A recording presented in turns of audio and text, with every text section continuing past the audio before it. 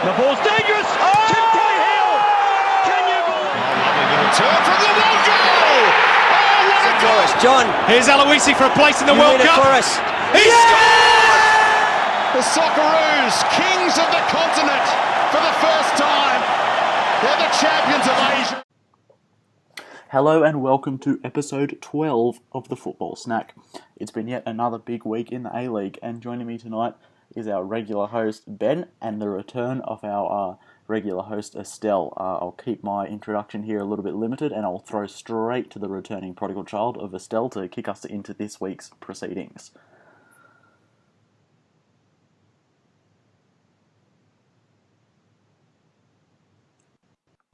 Yes. Thank you. Yes. I love puns. Leave me alone. Okay, I'm punny. All right. Last round, we started off with victory at home against Adelaide. And, for some stupid reason, Victory Count decided to let every single person know that Adelaide hadn't beaten Victory at Etihad since 2007. So, naturally that pretty much meant that Victory would lose, as they did. But Victory's performance still wasn't the shittest thing I'd seen that night. Like, I saw those Star Wars characters walking around and I was embarrassed for them. Anyway, nerds. Next game was against the Knicks, which was 0-0. And then finally the big game everyone was talking about. We started off the week with the Tifo drama. And let's just say Western Sydney didn't really have a great game. Drink it in. Drink it in, lads. So just like Western Sydney's players, the Tifo didn't bother to show up as well. But we'll talk about that one a bit later on. Let's just say if a Western Sydney supporter was to ask you the time this week and you replied, it's 5:30. They may have gotten a little bit triggered. Yeah. So pretty much that meant Sydney scored 5 against the red and black rivals. And so people started calling the game the Demolition Derby. Yeah, I thought that was a good one. Anyway, next up is Perth, who lost to Newcastle Jets by an own goal. As you can imagine, Fraser was thrilled with his performance. He loves the coach, just adores. I want to die on a weekly basis. You fucking drop points to Jets, for fuck's sake. Now we gotta put more effort in. All right, and to finish Star Wars round, we had Melbourne City defeating Central Coast 1-0 with another McCormack goal. Gentlemen, let's start off with the Sydney Derby. I want to know, Ben, you are a Sydney supporter. I want to know your thoughts on the overall game and what Western Sydney's main issues are. Well, I just thought I'd let you both know that I was dabbing the entire intro when you mentioned Wanderers fucking up royally. So that kind of puts my mood into perspective. Now, look, the writing was on the wall. They had a really horrible season, and they're adjusting to the new style of play. But in the second half, the way they did in the derby, I think it's just inexcusable. I don't know I think you blame the players though over the coach, but for you just to play like not to give a fuck, like at the end, Mizajewski was enforcing a fucking mercy rule by dribbling backwards. That's how just dominant we were. That was probably one of, if not the best performance we've ever put in. Probably as good as, not to be a jab, but the Australian massacre. Yeah. Yeah. Like it's up there. It's top 2, top 3. But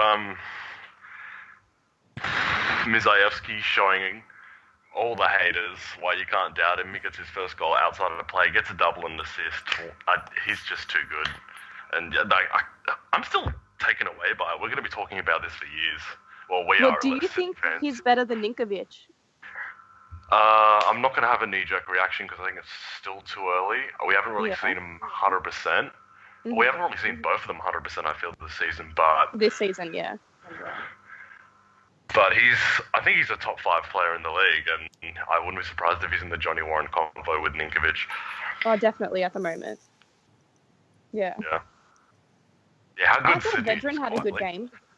No, he honestly did. Surprisingly, he did. For someone who shipped 5, he can't really be just the players in front of him honestly lacked any sort of passion. Especially it's a derby. You think they'd at least get sort of fired up for it. They just played like it was nothing to them. I think that's a big issue on their side. So, just speaking of passion, Brendan Santalab crying like the little bitch he is at the end of it. Oh, I love that. Oh, man. couldn't have happened to a better guy.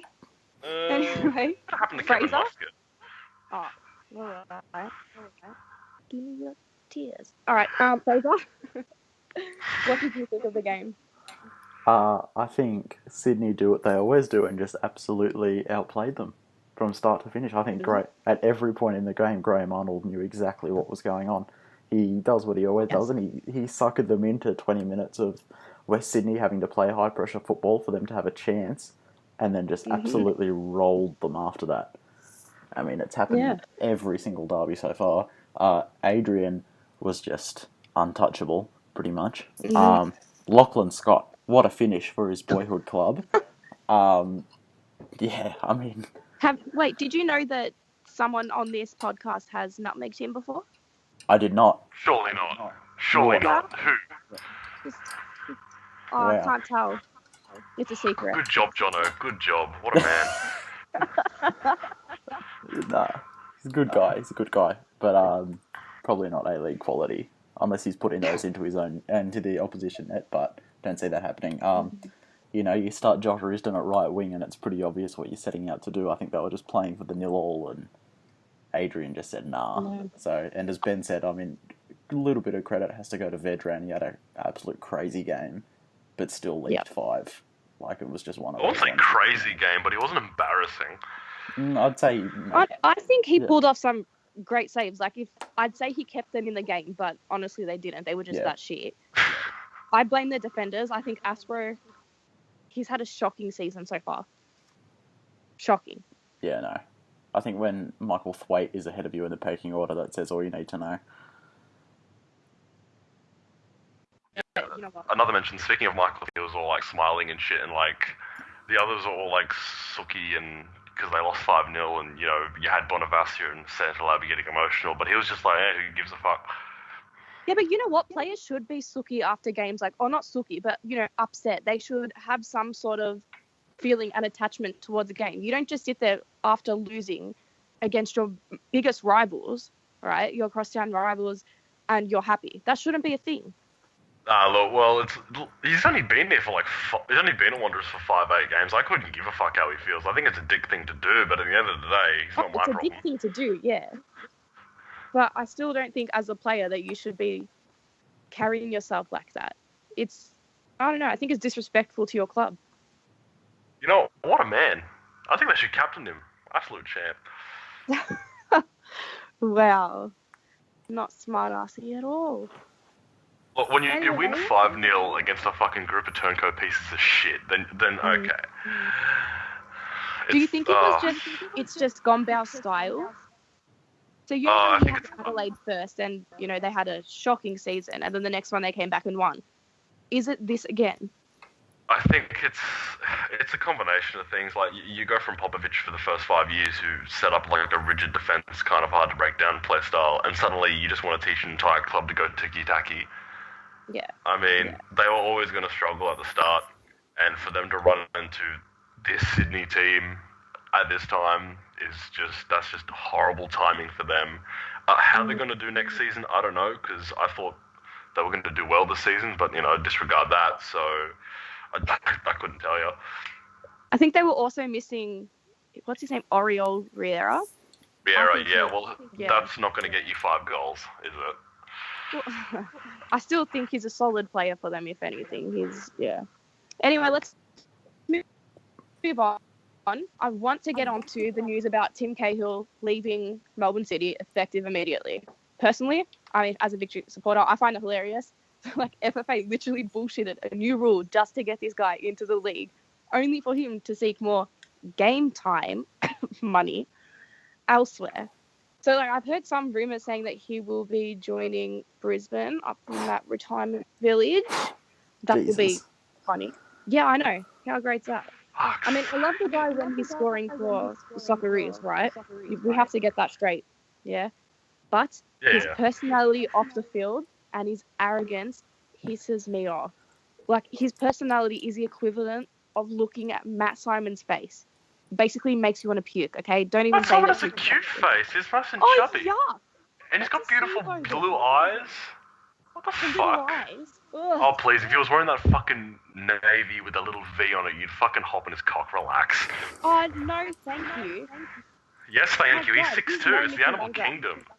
Like, let's be Oh. honest, like, if I you're someone wouldn't that even tall, you're breathe probably with him packing if he heat. was the last person on Earth and I needed to save the population. Not happening. I never really like that analogy, because that's going to just have incest in a couple generations anyway, so you're fucked, regardless. Well, isn't that how it started off? Adam and Eve? Isn't everyone technically incest? This is a football podcast, not a religion podcast. You'll mind if I quote the Bible? Anyway, Fuck's sake. Fraser, let me know what you think of Tim Cahill leaving. Jeez, I mean, look, if you believe his word of mouth that he's leaving for game time for the World Cup, it's understandable. Bullshit. Well, I mean, oh, shit, okay. But the thing is, I'm taking his word of mouth as 100% here. Let's just pretend there's no money involved. Where's he going to go? No A-League club's going to play him. He could play NPL, but like, No, that's just embarrassing. stupid. Yeah. Yeah. So There's no way that you can prepare for a World Cup in NPL. Yeah, it's ridiculous. I reckon he could be just fuck off to Russia or something. Get a few months under his belt Really? up there. No, I don't have any word of where he's going, but anywhere where there's money, I imagine he'll be off to. Brisbane. Is the MLS season still on? It's starting soon. Yeah. All right. Well, maybe he could return to his old team there. New York Red Bulls are pretty trash. So I don't know Well, what's well, that city? if he's not starting in the A-League, he's not starting in the MLS, let's be honest. I reckon Knicks could be a smoky for him. I mean, they just dropped Fink. Ugh. And they always have some. That's true. That's true. Yeah, they always have some space in the cap. Mm. Yeah, but they don't fucking spend it. It's Wellington, remember? That could be interesting. But No, you get him, and then you don't play him at striker though. You play him in the 10 at least, and he wants to be playing striker. So behind Andrea. oh, No, honestly, triple, let's go! Yes. Yeah, that was a good one. Fucking hell. I rate that. It Ben. was I a rate good- it. Nice. All right, Ben. Sure, Throw to Pete. you. What the?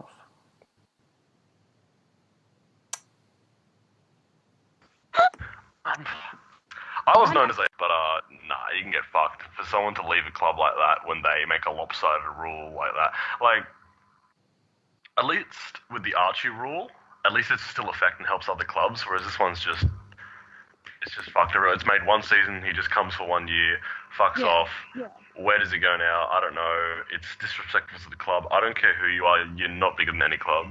No, it's a I don't bratty, like, it's a real brat move. It's like a spoiled child here, not getting what he wants. So he's throwing a tantrum and like, you know what? I'm going to leave. And that's all it is. Exactly. And I can, again, play devil's advocate. He wants to start anywhere. He doesn't. I don't think there's any league unless he goes to India for a season. I don't think he starts in any league. That'd be the only option. He plays for Calcutta or whatever the fuck, and they put him as their marquee. But I just see it as disrespectful to the club and disrespectful to Australian football. And 100%. I can't respect him anymore. As sad as it is, because he was probably my favourite footballer growing up, representing green and gold. He's just a cunt. Yeah, that's what I was saying. Like, you obviously respect what he has done for the Socceroos, but when you take his achievements away like that, you look at him as a person and as a role model, he's an asshole. And that's being polite. So, anyway, let's move on from that. Something I want to talk about, Melbourne victory season. Yeah, I want to talk about that too. That's pretty good. I rate it. Here we go. Oh, yeah, you rate it. It's a joke. I rate it. No, it's a fucking hilarious joke. It's like Seinfeld in its prime. Yeah, for all opposition fans, I suppose it would be a joke. I'm actually ashamed that we only won 1-0 against that crippled team, because your fucking like full strength of the team has been worse. My God. I know. That's embarrassing. But see, anyway. That's getting up for a big game. You'll mind if I subtweet West Sydney? Go. For fuck's sake. Yeah, so Victory's reserves got up for a game and only lost 1-0 to arguably the greatest side ever. And West Sydney reserves were just like, nah, fuck it. 1-0 down. Park the bus, lads. It's yeah. So please go on, please. All right. So I want to ask, what do you guys think about Kevin Muscat's position and his future at the club? Fraser? He won't see the end of the season. Why is that? Because Victory won't make finals. I'll put that out there now. Future true. Future true. Yeah, I don't think he will. I think he'll be lucky to see the end of the season, if anything, given the unrest that's with the fans at the moment. And given just, like, the players are just shit. Like, let's be real. Like, not even Leroy George can save it anymore. Yeah. Like, on paper, they're a good team, right? When you look at it like that.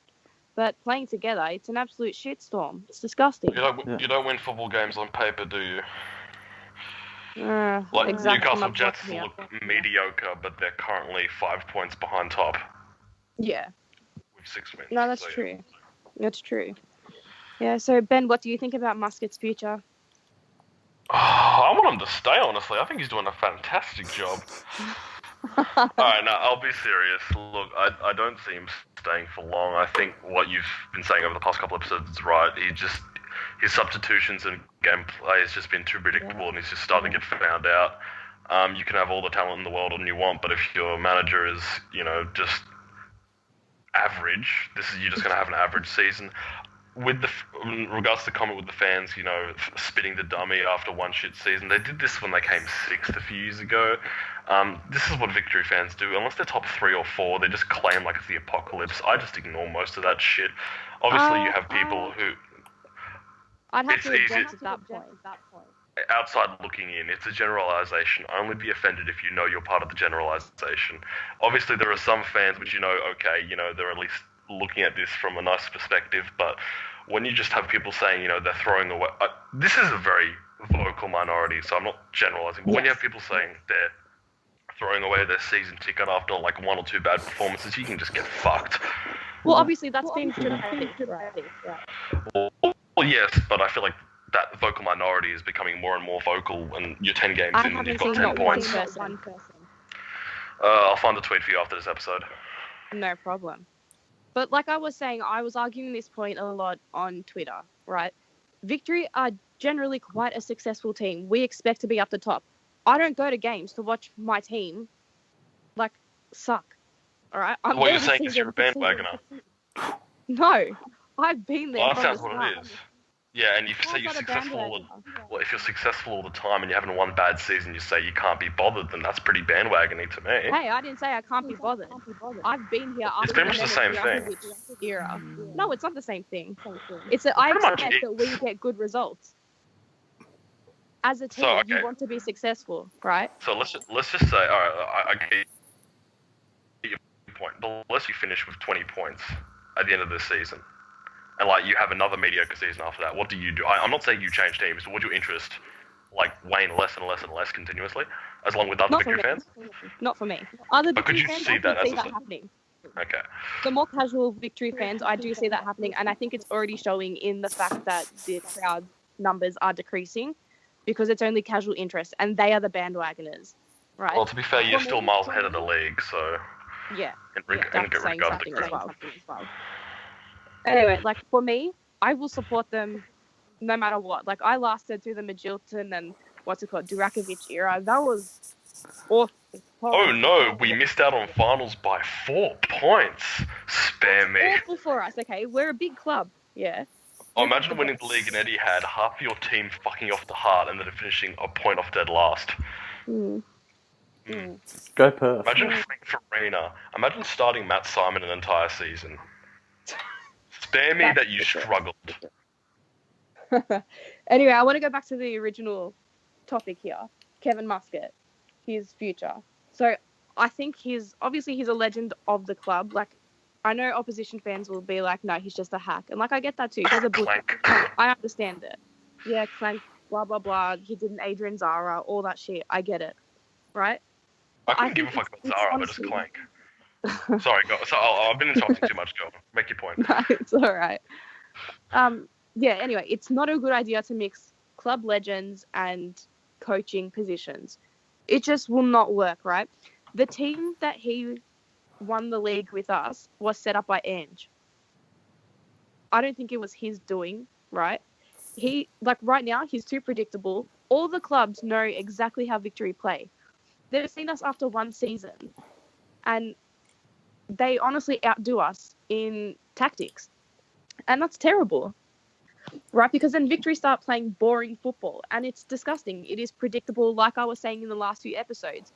You know exactly when he's going to make a substitution, and you know exactly who it's for, right? Last week, in the Adelaide game, we're losing. So he puts on Broxham. How does that make sense? We had Kenny on the bench, and he puts on Broxham while we're losing. It's just stupid, you know? Yeah, that's like the same thing happened a few weeks ago with Arnie when we were 2-0 down and Gosford, the game we lost, and instead of putting on Calic to replace Brox, he puts on Matt Simon. I'm like, what the fuck is this guy doing? Yeah, but you know, at least Arnie wins. Well, that's true. But back to your point with his squad with Angie, could you argue that last season's squad, despite us having our run, he could have done better? Because you think about offensively, like that was probably the best offense you've ever had, like any club's ever had, in my opinion. You had you had RBT, you had Calfala as well, and like 15 wins the league in any other season. And we had Barrow too, and I think he's actually a solid defender. I think he is, but he goes to ground too early. Yeah.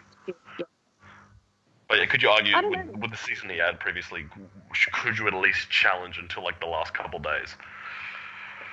I think with last season, he was lucky to escape that. But the players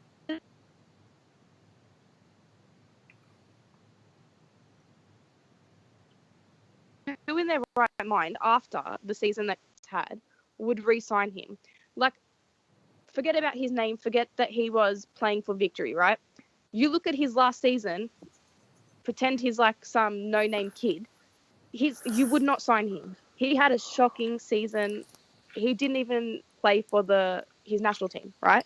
You wouldn't sign him. You wouldn't sign him. So I think that's also there's this thing going around on soccer Twitter, right? It's called the Boys Club. It's right where Kevin Muscat has all his mates. So you got like Broccoli, Tracy Milligan. Yeah. So he just keeps playing this Boys Club to keep them happy rather than the actual team succeeding. I mean, like, I'm not for that conspiracy theory. That's Illuminati shit, not my thing. But that is one of the rumors that people have been saying. I don't necessarily think that's a bad thing. Like, if you feel like you have confidence in these kind of players, then you may as well keep getting them, eh? Like, that's what... Well, yeah. Like, if you put it that way, then yes. Yeah. That's and what if they Ocon have did with the proven to play well in the past, then, yeah, why not give it another shot? But look at Victory's form at the moment. Each individual player is not in form. You got Milligan. He hasn't been playing well at all, let's be honest. Even though he's a good player, right? That goal was pretty sick. He's been pretty, Yeah, but he hasn't been his best. Let's put it that way. Like, I still rate him as a great player, but he hasn't been his best. Troisi, very selfish this season. He's going bald. I just have to put that out there. I don't know. Like, I just don't think he's reached his full potential that he was at last year or in the Asian Cup. That's another thing. He's an inconsistent kind of player. He could like absolutely go off in the second half of the season for all we know. Oh yeah, exactly. But yeah, I do get your point. Like, if he's out of form, why play him? I'm actually for you guys. Wasn't even on the squad. Yeah, my mate wasn't even included. Yeah, my mate who was in back row said he was in there for like the second half, like cheering with them. Oh, see, that's another thing that I wanted to bring up. He has no, like, this is Muscat I'm talking about, no vision for the future, right? There are hardly any youth that he, like, promotes. And when he does play Theoharis, he puts him on so late that he has nothing to do, right? And every performance that he has been on, he does look quite promising, and it's given us a little bit of hope. But he never has enough time to actually do anything for the team. And I honestly rate him over Ingham at this point. Rating someone over Ingham isn't really like... Yeah, I know, but you see some Victory fans saying, "Oh, Ingham ran his heart out tonight. Don't diss him." Like, fuck off. No, Phil Hudis is so much better. He should be playing. We need more youth. Give us some hope. Remember what I was saying about some Victory fans? That's not really an argument, because some Victory fans. Oh boy! Like, okay, I know our club tries to be PC, but there's a reason we call you guys tards. Like, my God. Don't. Nah, not a fan of that word, and you can't really say that when you've got Daniel Bagala supporting your team. All right. Anyway. Oh, he's fucking scary, eh? Like, he'll look you in the eyes, you can feel it. My God, you look at those eyebrows and it's like, oh shit. Anyway. I'm talking about mine or Bagala's? All right, I want to talk about the TIFO. For those who don't know, Western Sydney were supposedly meant to bring in the TIFO for the derby. And I think it was, a week before the FFA didn't approve of it or something like that. But many people are saying the TIFO didn't even exist to start with. Ben, take it away. Well, I mean, first of all, I don't want to be disrespectful to the artist in question. I feel like if you're going to spend that much, time, money, and effort to create something, you shouldn't be disrespected, even if the message is something you don't agree with.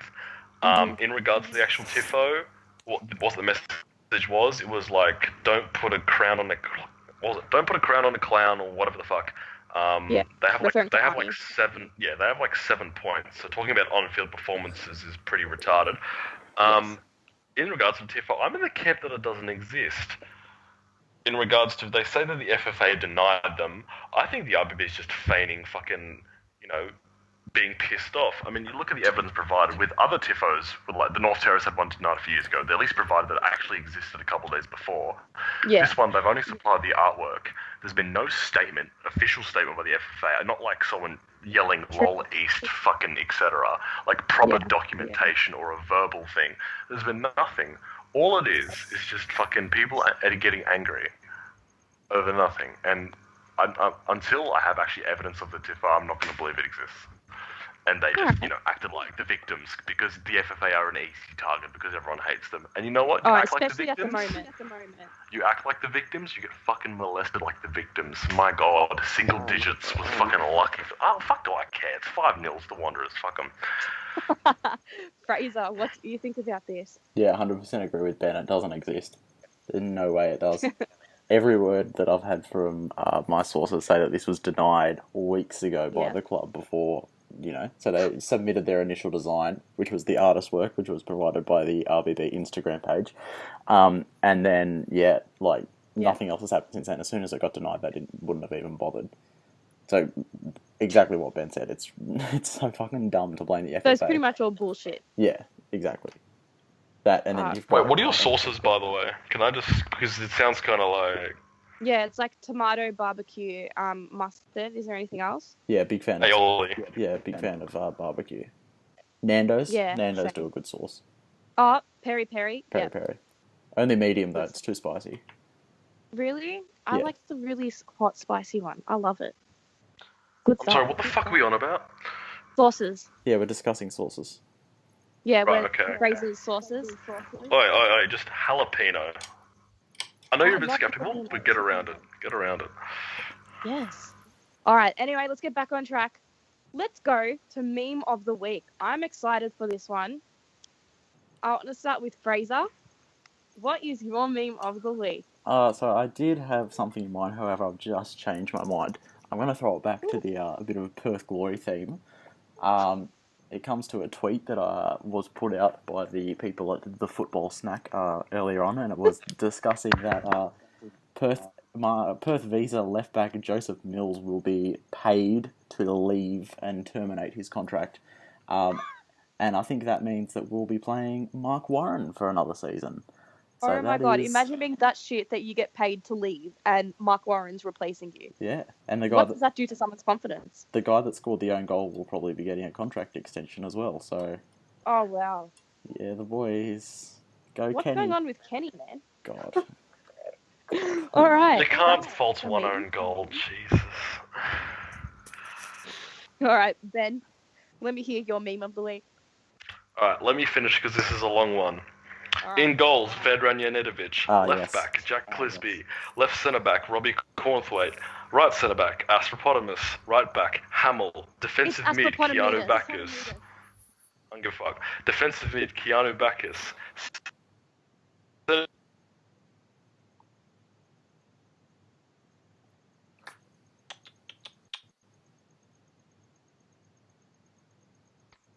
is my meme of the week. Ah, yes. Is there another one that you want to mention, or is that it? No, that was it. Like, you start Risen a right wing, and you put a right back who's 19 at centre mid. Like, what the fuck was that?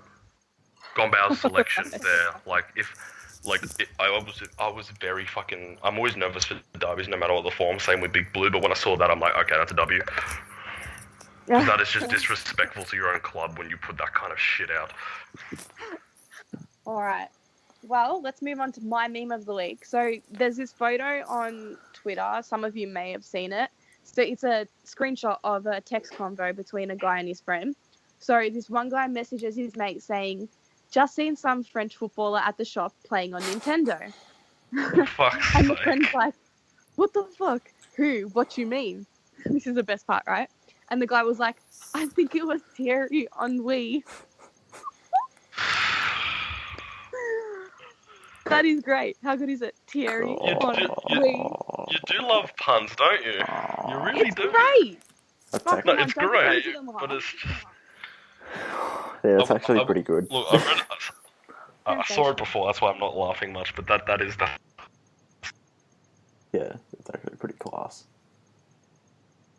Oh my god. All right, let's get on to the questions. So, our bearded friend, Jono, thoughts on how well Sydney FC can perform once ACL starts, and do they need a bigger squad? Ben, I think you'd be an expert on this one. Well, we can only pick 3 players from outside of Asia for my knowledge. And Yes. with the form they're in, I would assume would be Milos, Adrian, and Babo, meaning Boyce would miss out, and so would Oh no, we only have 4 foreigners. So I think in regards to centre back, we have Seb Ryle. Maybe we could put Aaron Calver. We could get another centre back, but shut up. We could get another centre back, but I don't think there's the cap space available. I think like last season we got decent, but I think Briante and O'Neill got more money because I think they were on fuck all last season. So that's. I don't think we have the cap space available to get another centre back. I think this is this team, and we're just going to let Boyce sit out Champions League. All right. Bring back Fraser, Zach do you agree Anderson. with that? Oh Where'd he go? god, who knows? Who knows? He should not be playing anywhere near NPL Who 2 cares? level. Let's be real. Look, I don't know. I'd be tempted, almost, to say no to Adrian.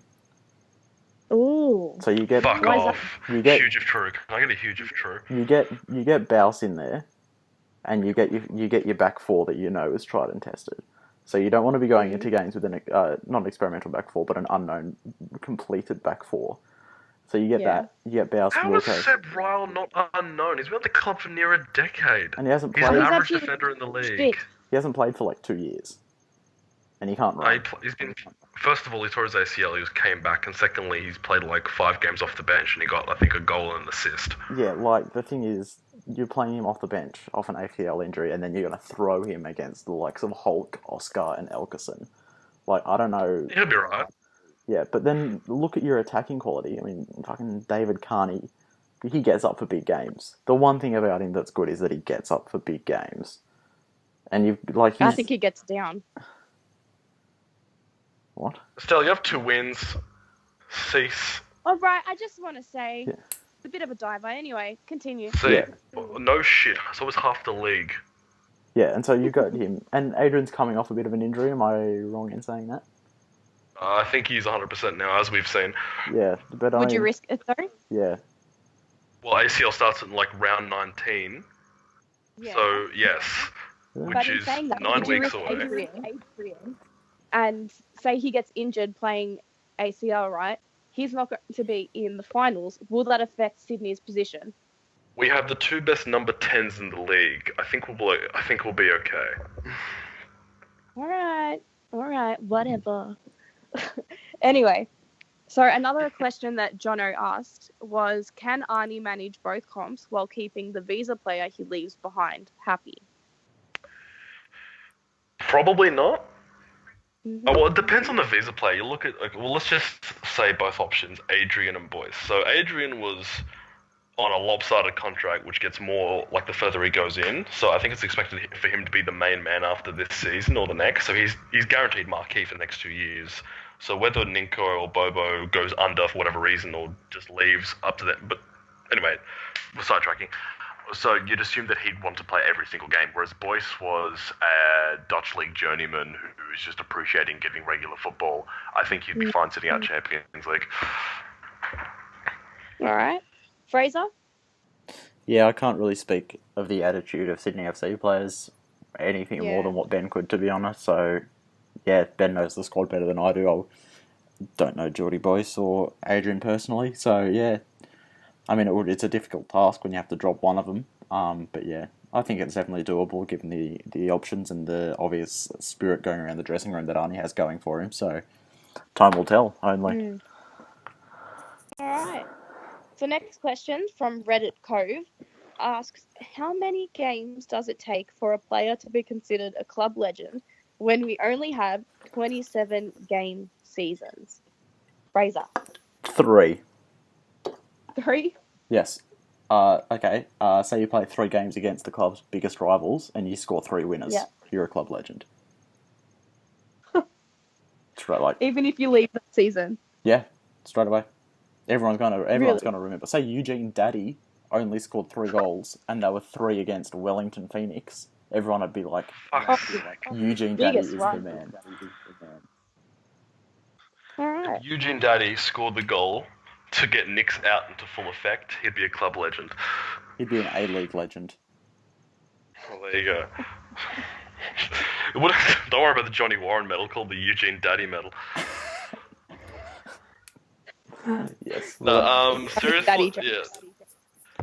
I'd say years over games. You look at someone like Ryan Grant. I'd say he's a Sydney legend. He's been here since the start of his career, even though he's torn his ACL twice and didn't start for a long time. Same with Matt Yeoman, was here for 5 or 6. You could argue 1 goal. Tommy Juric is a Wanderers legend for that goal. Bursar Berisha is a Brisbane legend for that penalty against Perth. All these kind of things. Yeah. No, I do think you have to take into consideration like big games and results like that. Like people You could argue Vedran and Chris Beath, respectively, for being Wanderers legends for round 20 last season. But yeah, anyway, I'm not gonna Salt. shed any more tears over that. Yeah. Last season. Oh, Right. fuck off. If you can't get over Clank, I won't get over Invincibles. I'm over Clank. I laughed, mate. Wait. You were over Clank, but did you know there was a sequel? Ratchet and All Clank right, 2. next question. Clank, son of Clank. Beautiful. All right. This is a great question. I thought about this really hard. Would you rather have Karen Bullett's tattoos or Matt Simon's face? And this was from George on Twitter. I think I would honestly rather have Bullett's tattoos. Jeez. I think that'd suit you. Yeah. Yeah, the teardrop on my face. The neck ones as well. Oh, without question. Plus, if you do that, then there's no excuse for Simon to not get tatted up when Sydney do you 5-0. Wow. No, he already said that if I get the Karen Bullett tattoos, he will leave me. So, I Yeah. will get them. More taste. How about you guys? What do you think you get? Matt Simon's head. Yeah, Matt Simon said, I said this earlier, he's got a fat little face, cute eyes, chubby little cheeks, he's got dimples, he's everything you want in a man. Blonde hair, blue eyes, reeks of employability. 6'2", 8 Loved inches, him. what a man. Jesus. Yeah. Alright. Not gonna- Inside sources cannot disclose. Okay, so let's talk about next round. I will just pretty much read out what game and then just tell me what you think the results will be. So first up we have Sydney against City. Sydney to win for me. Yeah. Yeah. Yeah. Yordi Boyce goal 1-0 because it's my birthday. My man. HBD. Thank you. Are you in Sydney then or not? No, I won't be in Sydney then. Next time will be January. Okay, we'll organise something then. Yeah. All right. Next game, Jets against Adelaide. I'm going for a Jets win here. I reckon high scoring draw. Ooh. Adelaide win because that's my actual birthday and I need Jets to drop points. Okay, yeah. Get around it. All right. Next game, Central Coast against Western Sydney. I think Central Coast are going to win based on form. They're doing quite well at the moment. I think they're gelling together really nicely, and Western Sydney are just shit. So yeah, fuck them. Yeah, gonna agree. 100%.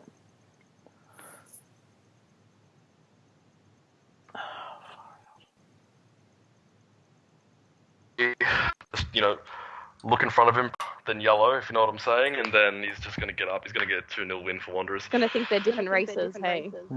Oh, I was kind of slyly implying that, but if you want to go ahead and, pull the Pauline Hanson out, then sure. Some help, okay? I think our viewers are quite smart. I don't know what kind of viewers you think we have. Simon. Oh, huge if true. Anyway. All right, Perth against Nix, the distance derby. Nix. Ooh. Really? Perfect garbage, let's be real. Kalatrayevich,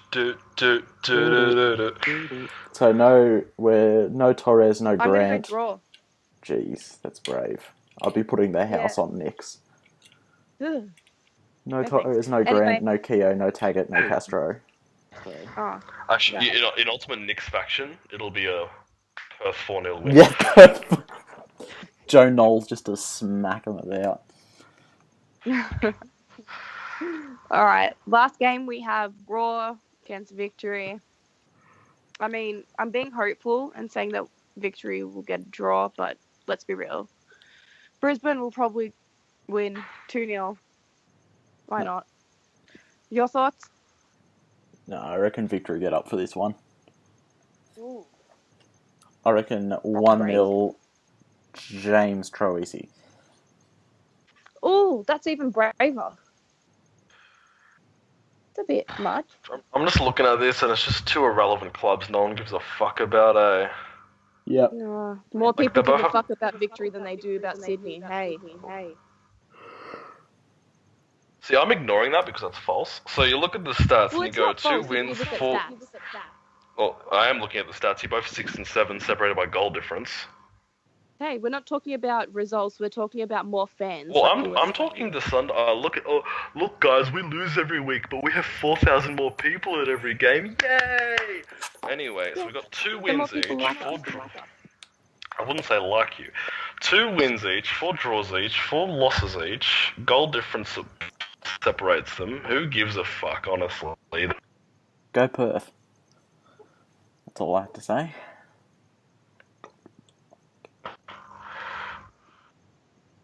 I'll say 2-2 draw. I feel a bit adventurous. I reckon Bessie will get on the score sheet. He needs one.